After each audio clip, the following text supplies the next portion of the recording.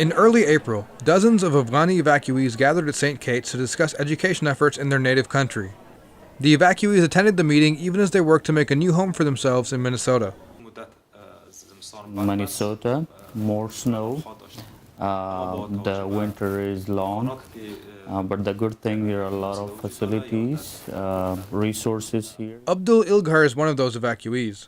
He spent his career in Afghanistan as a journalist for Voice of America, never expecting he would flee his own country for the United States. He worked with local nonprofit Alight to find a new home, a job, and ultimately a new life for himself.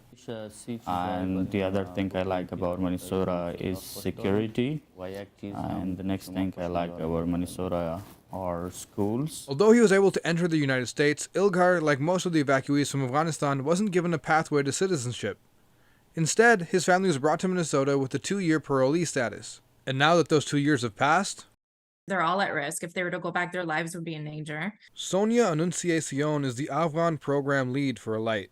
She says many of the evacuees who were brought to Minnesota worked in fields that would make them a target for the Taliban. Many of them worked for the U.S. government. Many of them are police officers in Afghanistan. If you're a woman, you're in danger. If you're educated, you're in danger.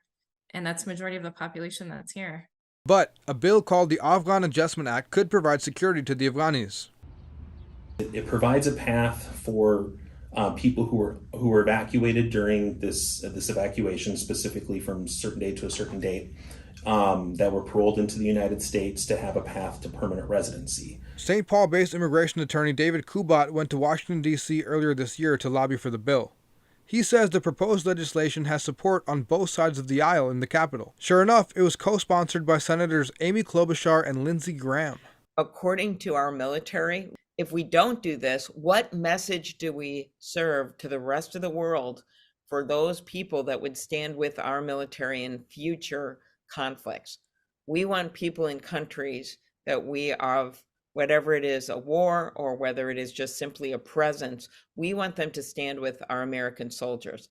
And if they do that and then they're not protected later, they won't want to stand with us in the future. So it goes way beyond the individual stories of the Afghans. It's also about America's role in the world. Air Force Brigadier General Dan Gabrielli led a mission in New Mexico to welcome the evacuees. They earned the right to come here and be this next new immigrant group.